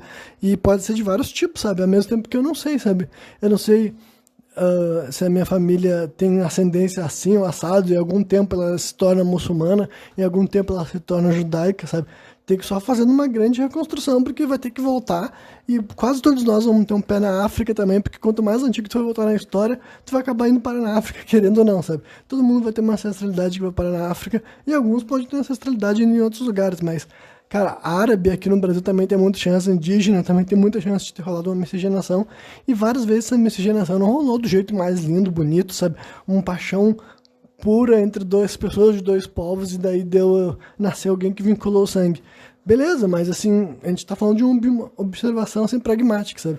Mas enfim, eu quis apontar também essa hipocrisia, sabe? Das pessoas que acham assim, eu acho errado o brasileiro querer sentir que ele tem um vínculo europeu ou exaltar uma ancestralidade, sabe? Um sobrenome de um país alemão, italiano, sabe? Ou, é porque eu tenho sangue alemão, eu tenho sangue italiano. Os caras, não, tu não tem sangue, tu tem sangue brasileiro. Tem gente que acha que é isso. Tá, mas então se esse cara tentar se sentir vinculado às coisas tipicamente brasileiras, sabe? Coisas que pode ter cultura relacionada com a cultura africana, ou a cultura negra, sabe? A cultura indígena, os caras vão também problematizar essa atitude. Então, tipo assim, cara, tu não pode ser os dois ao mesmo tempo, sabe? Ou tu vê um brasileiro com uma ascendência europeia variada e tu aceita e tu sabe que isso é legítimo, porque ele tem de fato uma ligação com aquele povo, mesmo que ele não tenha vivido naquela terra, não importa, não é essa questão aqui nesse momento. Ou também se tu vê essa pessoa, sabe? Pra mim também acho que era pra deixar os brasileiros se vincular com toda a cultura brasileira, sabe? É por isso que eu não vou entrar em todas as questões que tem a ver com essa questão, né?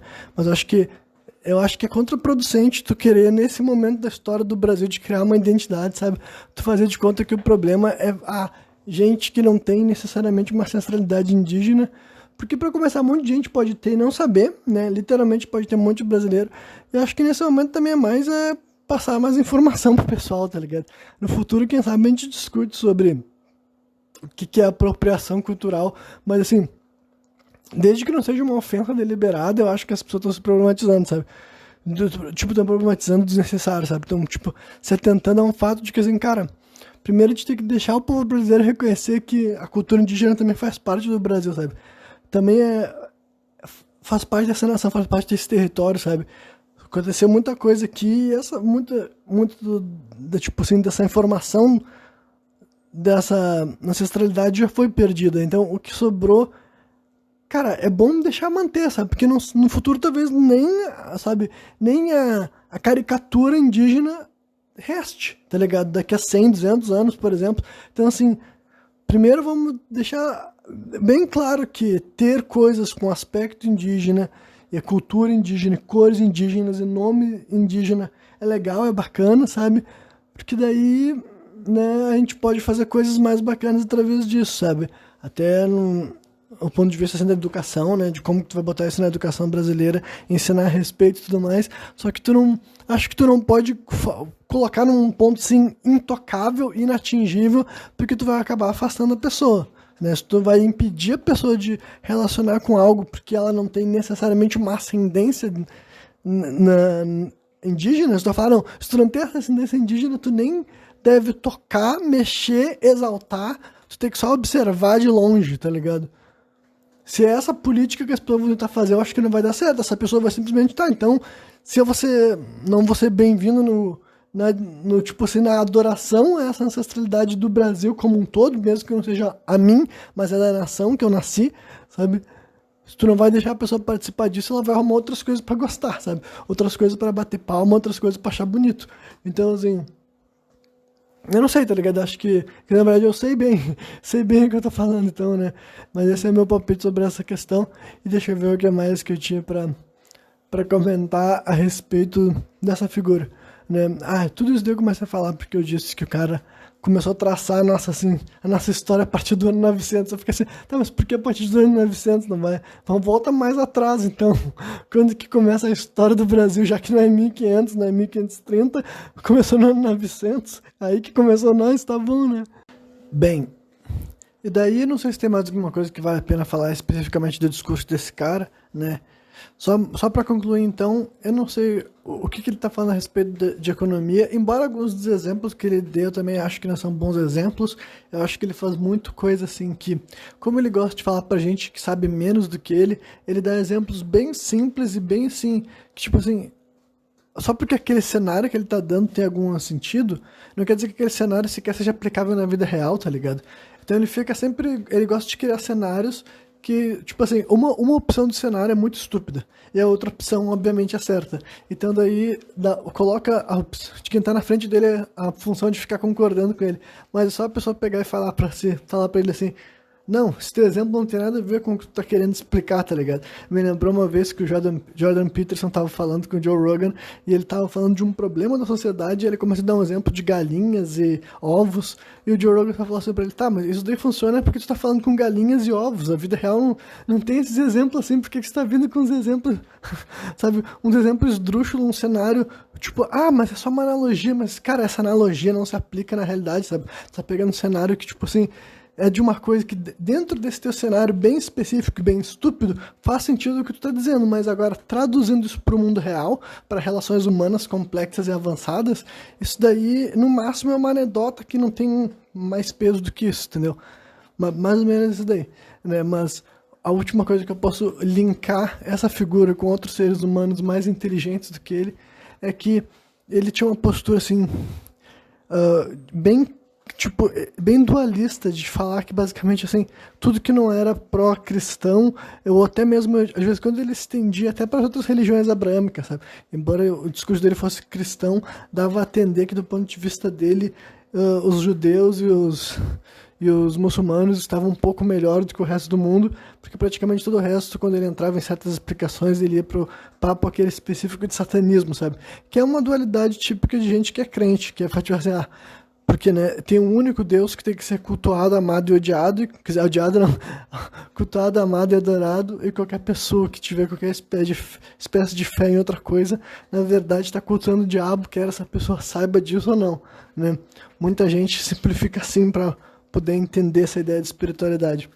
Mas daí, esses dias também estava vendo um papo que era assim, tinha uns sujeitos que eles falavam sobre especialmente o cristianismo, só que de um ponto de vista de historiador, sabe? Eles estudam teologia, estudam história, mas especificamente de coisas ligadas à Bíblia e o contexto bíblico, né? Enfim, não exclusivamente, mas principalmente. Então falava bastante de questões bíblicas e da capacidade dessas coisas serem reais ou não. E daí um dos sujeitos falou que até mesmo, se tu for analisar a Bíblia de um ponto de vista né? Quando eu ouvi isso daqui que eu vou compartilhar com vocês, meio que reforçou aquela minha crença de que sequer existe um monoteísmo e politeísmo. Quem acompanha esse programa já ouviu falando isso aqui algumas vezes, sabe? Que eu nem sequer considero que isso seja, seja assim, termos justos para tentar explicar o que esses conceitos querem dizer. Porque um dos sujeitos que eu vi falando sobre isso levantou a ideia de que, assim, dentro da Bíblia mesmo, no texto bíblico, dá a entender que existem outros deuses e eles não podem ser cultuados, sabe? Não é como se aqueles sujeitos que estavam pregando pela adoração de um único Deus, eles não estavam dizendo que os outros deuses não existiam, mas eles diziam que era um problema tu cultuar outros deuses e que o certo era cultuar um único Deus, o Deus bíblico, o Deus abraâmico e tudo mais. Aí também levanta a pergunta, né? Aí eu vou falar de um ponto de vista assim bem... Tá, agora sim, eu vou assumir uma série de coisas para conseguir chegar no raciocínio que eu quero chegar, né? Vamos chegar a uma ideia de que existe um mundo espiritual, algo que eu acredito, sabe? Existe um mundo espiritual.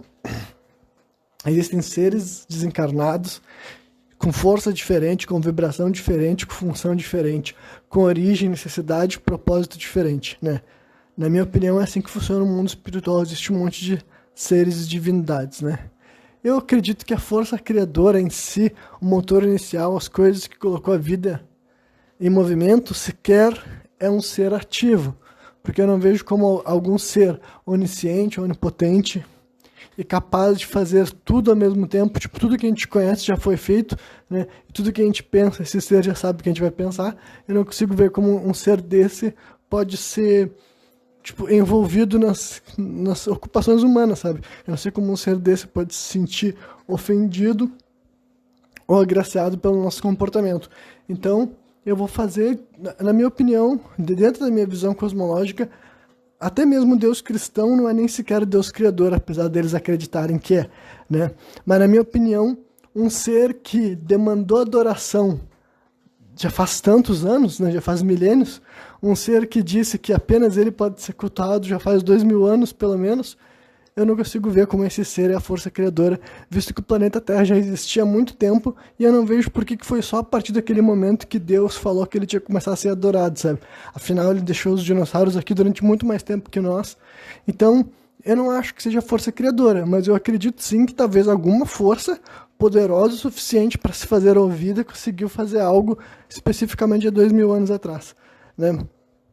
Mas a pergunta que eu vou levantar é o seguinte: toda vez que um cristão moderno reza, pensa, chora, se conecta com essa divindade, será que essa divindade que está sendo cultuada, adorada, chamada, clamada por todo cristão vivo hoje em dia, primeira pergunta, será que ela é exatamente a mesma divindade que era cultuada há 2000 anos atrás, visto que, né, o idioma que essas pessoas falavam era diferente, né? Tem aquela questão que eu já levantei aqui que, engraçadamente, a gente perdeu a pronúncia desse Deus abraâmico, né? Nenhum ser humano vivo sabe pronunciar o nome desse Deus abraâmico no idioma em que ele foi concebido ou que ele foi cultuado originalmente, sabe? Ninguém sabe ler o tetragrama que se fala, eu acho que esse é o nome, tetragrama, que são 4 vogais, né? Eu nunca me lembro as 4 de cabeça, mas são 4 vogais que seriam um nome original de Deus, assim, e ninguém sabe pronunciar dessa versão, né? Acho que é acadiano que tá, se não me engano é isso aí. Enfim, essa pronúncia foi perdida. Então será que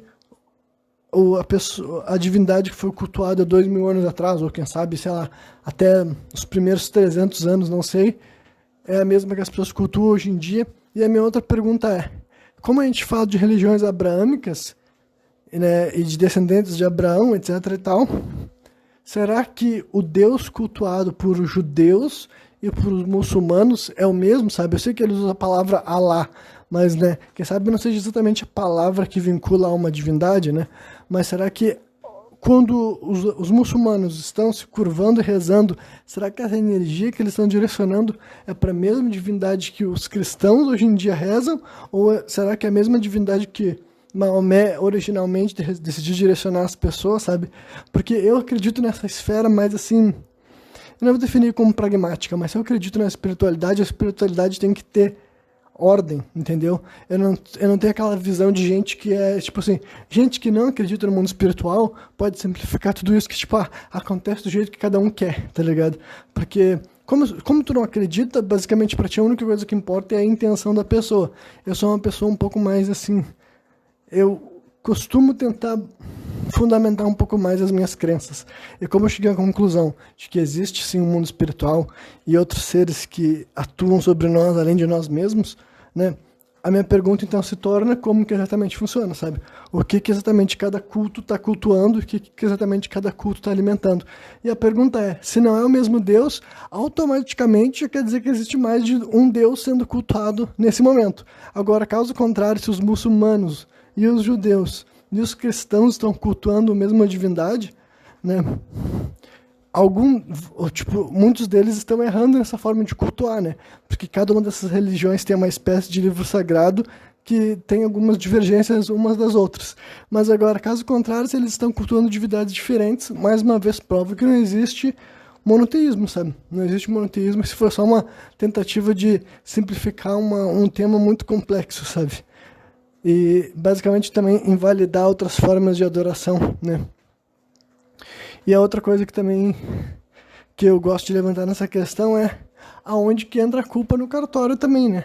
Porque se aquela velha questão assim que eu gosto de apontar porque geralmente as pessoas que são mais responsáveis por isso fazem de conta que não é uma responsabilidade deles, né? Que em religiões que se vendiam como monoteístas e diziam que apenas uma divindade podia ser cultuada, nesse caso ele está atestando que todas as barbaridades históricas cometidas em nome daquela religião, para aquela religião, estão sobre a bandeira daquela religião, tá ligado? Eu acho muito feio essas pessoas de hoje em dia tentarem assim se desvencilhar do passado histórico das suas religiões, sabe? Não importando que tu seja uma doutrina New Age, sabe?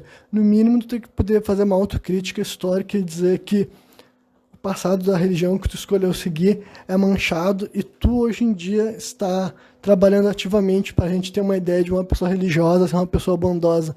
Porque as atrocidades cometidas, principalmente por membros de religiões abraâmicas, sabe? Não foram poucas, foram, assim, constantes ao longo da história, sabe? Senão, o tempo inteiro era, assim, questão de, por sorte, ter alguma espécie de governante um pouco mais tolerante religiosamente, mas pouco tempo depois assumia alguém com costumes mais, eu vou dizer assim, costumes mais terríveis, sabe? Na hora de administrar a questão espiritual religiosa da província que ele tinha responsabilidade, ou algo que o valha, tá ligado? Teve muita gente que falava pela religião cristã, bradava o nome do mesmo Deus. Opa, caiu aqui uma coisa aqui só para vocês acharem que foi uma manifestação aqui na minha volta, né? Enfim, vocês que, né, hoje em dia se identificam por uma religião cristã, entendo que ao longo da história, tipo, o cristianismo só sobreviveu do jeito que ele sobreviveu, e só cresceu do jeito que ele cresceu. E hoje em dia, até mesmo aqui no Brasil, nas Américas, a gente sabe o nome de Cristo, porque muita gente derramou sangue em nome desse mesmo Deus, sabe? E tu, hoje em dia, eu espero que tu concorde que isso era errado, espero que tu concorde que mesmo que essas pessoas achavam que estavam fazendo algo bom, eles estavam loucos, mas eles estavam dividindo a mesma fé que tu, entendeu? Inclusive, se tu tivesse vivo naquele tempo, tu tivesse dizendo coisas contrárias, a chance de que tu que ia pagar caro por isso, e tu que ia ser queimado também era grande. Mas lembrando que, como eu falei aqui, isso não era o tempo inteiro, eu realmente acredito que era mais assim, em questão da própria estrutura de poder religiosa, sabe? Mas é justamente a Igreja Católica que fez o cristianismo sobreviver. No sentido que, tipo assim, Renan, tu acha que se não tivesse uma instituição que nem a Igreja, o cristianismo não tinha sobrevivido? Olha, eu não sei, porque simplesmente é um cenário completamente impossível de a gente saber, sabe? O cristianismo primitivo sobreviveu, mas toda a nossa visão de cristianismo já veio depois de que, tipo, a visão moderna do que é ser cristão foi construída através do trabalho da Igreja Católica, sabe? Isso daí é inquestionável, e quando eu digo isso não é nem para exaltar a Igreja Católica, é para responsabilizá-la, e daí se vocês acham que é bom ou que é ruim, vocês que decidem dentro de vocês. Mas assim, o que é o tal de cristianismo primitivo é muito diferente, né? Inclusive tinha doutrinas tidas como gnósticas, né? Que para a Igreja Católica seriam hereges, que eram bem grandes, bem fortes, bem populares no início desse cristianismo primitivo, sabe, lá nos 3 primeiros séculos, mas tão logo surgiu a Igreja Católica lá pelo ano 400, e ela existe até hoje em dia. Então, é indiscutível que foi a Igreja Católica ter agido como ela agiu, ter perseguido, ter matado, ter feito guerra, sabe, financiado cruzada, financiado o colonialismo. Por que eu tô dizendo que foi a igreja? Cara, porque foram figuras italianas. E quando eu digo italianos, não é italiano moderno, é gente que vivia nas repúblicas lá, sabe, de Florença, Gênova e tudo mais. Era gente muito rica, com muita grana, que eram herdeiros do Império Romano do Ocidente, que já tinha caído. Essa gente que literalmente financiou o descobrimento, sabe? É por isso que as duas, tipo, falar que o descobrimento, que também eu não acho que seja o descobrimento, mas, enfim, ficar esclarecendo isso simplesmente atrasa mais a conclusão da retórica, sabe? O ponto é que essas navegações não aconteceram unicamente assim, pela exploração, também aconteceram com a intenção de levar a religião cristã ao redor do mundo. Era um projeto, sabe? Era tipo assim, a gente quer fazer isso, a gente quer que tudo quanto é lugar que existe gente para ver a palavra de Cristo terá de ouvir, por bem ou por mal, quer eles queiram ou não, quer eles saibam que eles precisam ou não. E eu espero que hoje em dia as pessoas sejam, os cristãos modernos tenham noção de que isso é uma loucura, né? Tenham noção de que isso é uma insanidade, de que isso fez muito mal, sabe? E nem vamos, tipo, poderíamos discutir, se tivesse alguém aqui para defender que no final das contas foi positivo, sabe? A gente podia ficar discutindo, mas nesse ponto eu acho que nem vale a pena discutir, porque foi o que aconteceu, sabe? Foi o que aconteceu. Então, pelo menos se foi o que aconteceu, não vamos tratar como se for uma coisa bacana, sabe? Não vamos ficar dançando em cima de cadáver e falar assim, olha que legal, graças a Deus que os portugueses vieram para cá levar o nome de Cristo, né? Pelo menos se a pessoa quer fazer isso com uma cara alegre na minha frente, pelo menos eu sei que eu e ela somos muito diferentes e nós temos um conjunto de valores muito diferentes dentro de nós. Então, né, como tem cristãos e até mesmo católicos que gostam de exaltar o quanto que o Brasil são herdeiros da civilização criada pela Igreja Católica, tipo assim, e como eu já falei, assim, não é bem assim não, sabe? A gente é herdeiro de várias coisas ao mesmo tempo, sabe? Não é como se ser brasileiro significasse que a gente só tem uma identidade cultural, definitivamente não, no caso do Brasil, acima de qualquer outro país mais ainda, tá ligado? Porque, assim, países que nunca foram colônia, na verdade, eles também são bem divididos, né? Eu vou só comentar, por exemplo, assim, existe, não sei se vocês conhecem, o País Basco, sabe? Esse País Basco é uma região autônoma dentro da Espanha, né? Porque as pessoas de lá não se consideram espanhóis, sabe? E se vocês pesquisarem, isso acontece em vários países do mundo, sabe? Ao contrário de gente que não mora dentro do país, é que nem, tipo assim, alguém que não mora dentro do Brasil enxerga a gente como um grande país, sabe? O Brasil, o brasileiro, e tenta fazer uma amalgamação de quem nós somos. Só que qualquer brasileiro minimamente informado de como que é a diversidade cultural, né, do Brasil, devido ao fato de ser um país continental, todos os desafios que surgem na questão de regiões, né? Então, a gente sabe que o Brasil, tipo, enquanto uma única estrutura, é indefinível, né? Não dá para tu tentar fazer qualquer visão. Só que agora, países que não têm esse passado de ser uma colônia, porque o fato de ser colônia, o que envolve? Envolve colonizadores, envolve escravizados, envolve população nativa, e envolve imigração ao longo dos tempos, sabe, por questões variadas. Então, isso resulta naquilo que a gente chama popularmente da miscigenação brasileira. Aí tu pega um país que nunca foi colônia, ele ainda vai ter questões, sabe, que diversificaram a sua etnia, principalmente por causa de questão de imigrações até num período muito mais antigo, sabe? E chega, mesmo no momento que chega essa ideia de vamos virar um país, já tinha pessoas vivendo naquela região que se identificavam com uma outra cultura, sabe? E até dentro do mesmo país que tu vai ver, assim, que é bem comum as pessoas, sabe? É por isso que existe a Irlanda do Norte, a Irlanda do Sul, por exemplo, sabe? Não é a Irlanda do Sul, é só a Irlanda.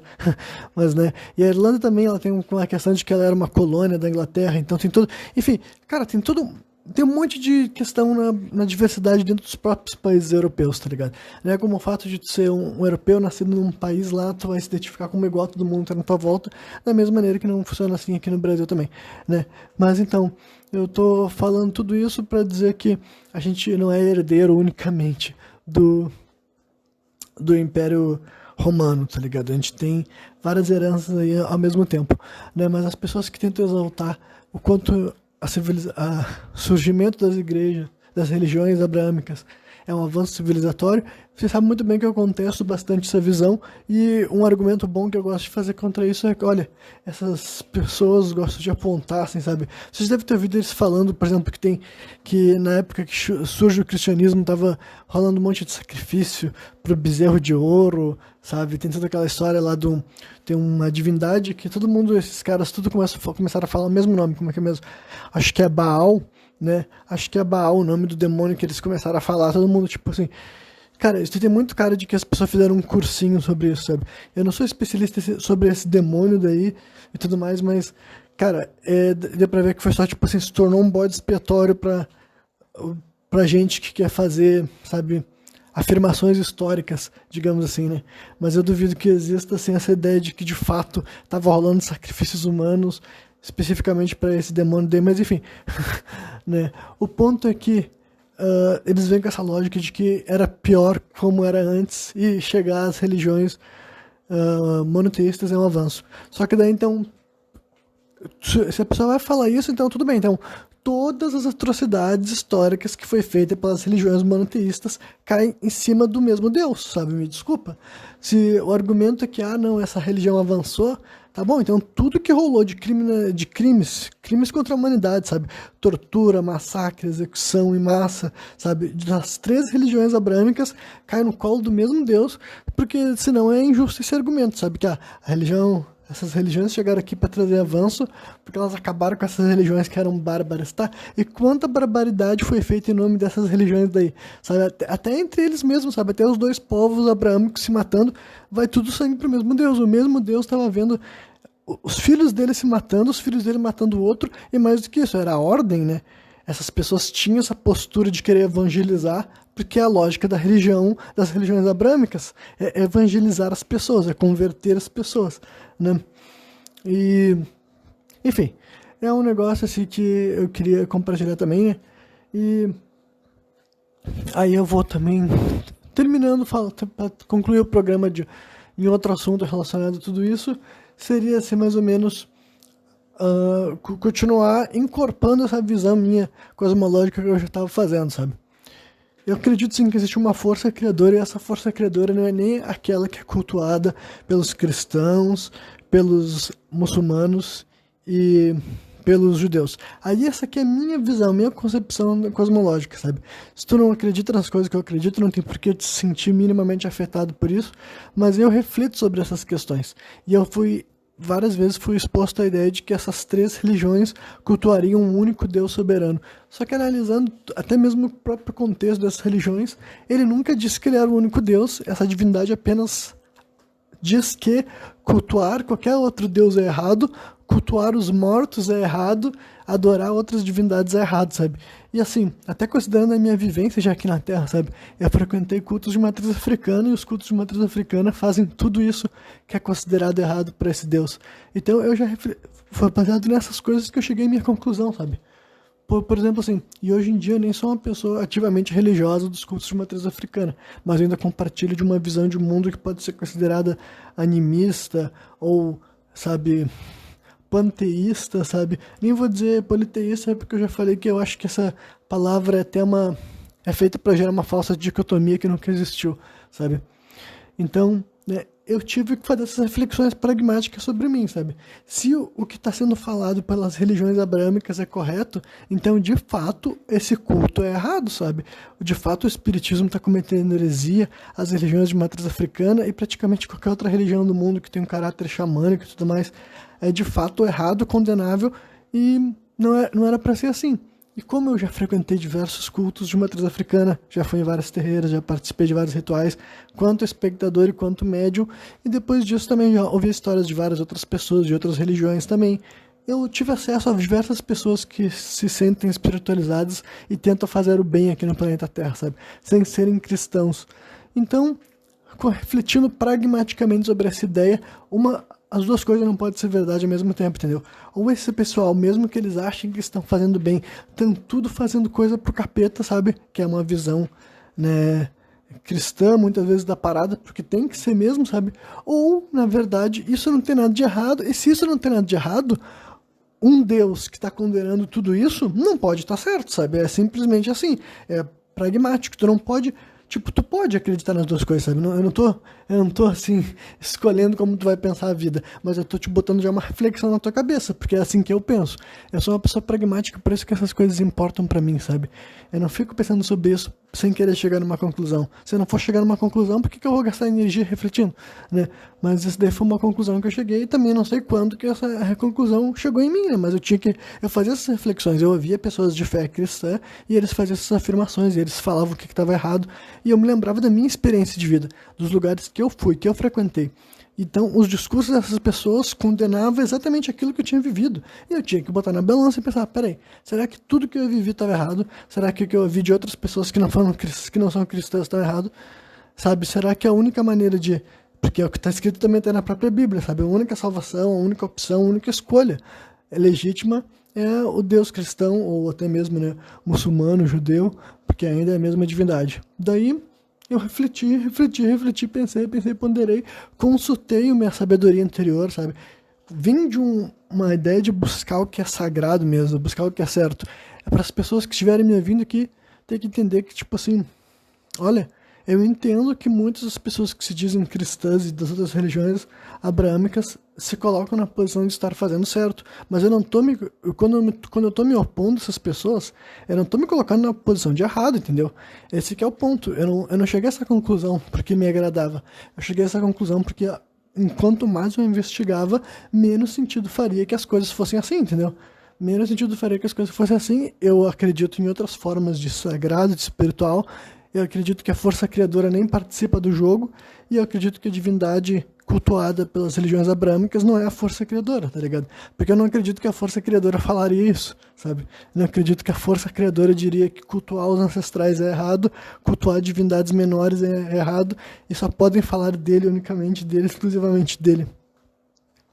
Isso não configura com a minha visão da força criadora. Porque, né, mais uma vez, é raciocínio pragmático. Por que a força criadora ia criar um monte de seres, um monte de energias, um monte de vibrações, seres com diversas funções, e no meio de todas essas criações dele, criaria um único que é especial? Aí tu vai dizer, ah, não, mas na visão dessas pessoas não é assim. Eu falei, então, na visão dessas pessoas funciona dessa outra forma, sabe? Mas no meu raciocínio, na minha racionalização da parada, olha, algum ser que quer ser adorado não pode ser o criador, sabe? Não, simplesmente não faz o menor sentido. Um ser onipotente, onisciente, não tem pena, não tem piedade, não tem características humanas, porque assim, ele já sabe, já viveu, já reviveu, e já, tipo assim, o trabalho dele já tá feito, tá ligado? A força criadora não faz sentido que ela seja um ser atuante. Isso, especificamente nessa passagem de tempo agora, porque viria essa indagação, que é a indagação que ninguém sabe responder, nem eu sei responder. Onde é que entram os dinossauros nos planos de Deus, sabe? Os dinossauros não são seres quaisquer. Eles existiram aqui no planeta Terra e ocuparam uma posição, assim, privilegiada, e eram os donos do planeta Terra, digamos assim, sabe? Tipo, não da mesma forma que nós, pelo menos não nos dias de hoje, não é assim que as pessoas veem, né? Mas era um animal predominante que existia aqui, que sequer é mencionado sabe, em religiões, geralmente, sabe? Então, assim, por que teria existido os dinossauros, por exemplo, sabe? Por que Deus não se meteu na parada dos dinossauros? Aí ele esperou mais um monte de tempo para começar a aparecer o ser humano, e aí que Deus entra na jogada, sabe? Esse Deus, assim, do ponto de vista abrâmico, sabe? Então, assim, né? E entra toda naquela questão que eu já falei também, sabe? Por que esse Deus ia escolher uma tribo lá no meio, sabe? Tipo, perto da Mesopotâmia, sendo que já tinha gente vivendo em outros lugares do mundo, já tinha gente vivendo na Índia, na China, tinha gente vivendo nas Américas, em outras partes da África, sabe? Então me diz uma coisa, por que esse Deus ia escolher uma nação, sabe? Um lugar para se manifestar, sabe? Não faz o menor sentido, sabe? Simplesmente não faz o menor sentido, né? Então, eu sou uma pessoa muito... Por mais que eu tenha crenças bem distantes do que é o senso comum, eu ainda me considero uma pessoa bem racional, porque tudo que eu acredito depois de pensar muito, sabe? Não são coisas que eu tomo decisões passionais de ter certas crenças, certas convicções, e até ficar elaborando raciocínio, sabe? E razões para pensar assim, e advogar até pros outros, né? Mas... Então, com essa visão que eu tenho, E, né, eu cheguei a essa conclusão. Então, eu acredito sim que existe uma série de outras divindades, uma série de outros seres de níveis diferentes. E quando eu digo níveis, eu tento. Eu vou falar, na verdade, eu vou deixar claro que é um negócio hierárquico também, porque, de certa forma, eu acredito em hierarquia, sabe? Eu acredito numa hierarquia porque eu acredito que é um conceito que a gente pode vislumbrar além da esfera, assim, das nossas relações humanas, para falar bem a verdade, né? Mas ah, a minha visão de hierarquia não é nem assim de maior ou melhor, ou menor ou mais importante, porque eu acredito que todos os membros dessa hierarquia são importantes. Eu acho que essa hierarquia simplesmente reconhece que existe função, sabe? E se as pessoas não gostam dessa palavra, podem utilizar outra. Mas é que eu acho que a hierarquia serve para ilustrar bem, porque eu acredito que tem certos seres que têm que estar em certas situações, em certas vibrações, lidar com certas questões do mundo espiritual e até do mundo humano, né? Que outros seres não precisam, e esses outros seres têm outras obrigações em outro plano, em outro nível, sabe? Em outras dimensões também, talvez, né? Então, essa é a minha visão dessa parada. Então, é outra coisa, assim, que para mim também é muito mais interessante, sabe? Compreender o espiritual dessa forma, porque faz muito mais sentido de um ponto de vista espiritualizado. Porque a ideia de que, assim, existe um monte de gente, sabe? Aquela velha ideia que as pessoas que têm uma outra visão cosmológica do que eu, eles vêm naquele raciocínio assim, tantas religiões no mundo, uma delas tem que estar certa, sabe? Ou se uma está certa, as outras não estão, sabe? Na minha visão de mundo, todas as religiões podem estar certas, porque elas não são anulando, sabe? Elas estão simplesmente vendendo seu peixe, digamos assim, sabe? Várias religiões vão dar um nome para uma divindade que é aquela mais importante. E tem gente que correlaciona como se todos fossem o mesmo. E talvez seja, sabe? Eu também não sou dono da verdade. Talvez vários dos deuses criadores ou seres, os principais seres das mitologias, sabe? A divindade mais importante, quem sabe lá no mundo espiritual ele seja o mesmo ser. Ou quem sabe não, entendeu? Quem sabe realmente cada povo aprendeu a cultuar o ser que estava mais ligado a ele, mais vinculado a ele, tinha uma relação histórica, se não é histórica, quem sabe ter uma relação geográfica, sabe? Quem sabe locais do mundo diferentes faziam com que as pessoas se conectassem com divindades diferentes, sabe? Ou não, ou é aquela ideia de que outras pessoas tinham, de que todos os deuses maiores, ou todos os deuses solares é a mesma divindade, só que recebeu vários títulos, sabe? Mas na minha visão cosmológica é totalmente possível todas as religiões estarem certas, entre aspas. Elas só não estão certas quando elas afirmam que elas são as únicas absolutas, o caminho único da verdade. Aí não tem como ela estar certa na minha visão cosmológica, sabe? Mas agora o resto é totalmente possível, sabe? É totalmente possível que tenha divindades diferentes que são cultuadas de formas diferentes, são agraciadas de formas diferentes, são adoradas de formas diferentes, mas elas realmente disputam uma com as outras. E por que eu falo disputam? Porque quando eu tô falando cultuar, eu tô indo até a parte mais assim de realmente tu gastar uma energia em cima daquilo, entendeu? Então, né, nem todas as divindades podem ser cultuadas ao mesmo tempo, porque o ser humano não tem tempo infinito, entendeu? Então, basicamente, existir tantas divindades, tantos seres, é assim uma concorrência um para o outro, sabe? Só que eu acho que algumas divindades apelaram nesse jogo, tá ligado? Algumas divindades fizeram algumas coisas, algumas ferramentas de manipulação mais fortes, e algumas divindades também tiveram maior quantidade de adeptos para comandar verdadeiros extermínios pelo mundo afora. E isso daí também facilita, né? É uma coisa, uma maneira injusta também de estabelecer uma espécie de hierarquia no plano espiritual, se é que existe algo assim. Enfim, olha, eu sei que eu viajei bastante aqui no final, mas é para compartilhar convicções pessoais minhas de coisas que eu não tenho como comprovar, mas eu pelo menos posso compartilhar meu processo de raciocínio, sabe? Vocês podem achar que é loucura, pode achar que é blasfêmia, enfim, vocês podem concordar ou só achar interessante ou dar risada, tanto faz, mas né, são coisas que não é porque eu não tenho como provar elas que não seja importante chegar a uma conclusão ainda vivo, porque, né, é outra convicção que eu tenho a respeito dessa vida, mas eu não vou introduzir outro tema, né, já que isso aqui era para ser encerramento. Eu não sei se o próximo programa Sem Contexto vai começar fazendo referência a esse daqui. É algo que, né, eu vou decidir ao longo das próximas semanas enquanto eu fico acumulando assuntos para trazer aqui para vocês. Mas é isso aí. Quem me viu até o final, eu espero que tenha curtido. E até a próxima vez, né? Valeu!